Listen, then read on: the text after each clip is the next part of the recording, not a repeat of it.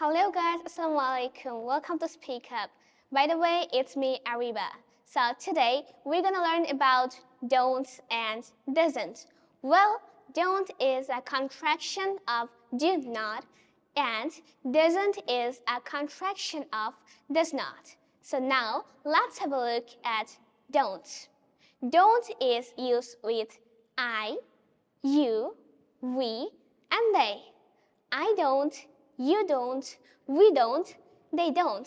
So now let's have a look at doesn't.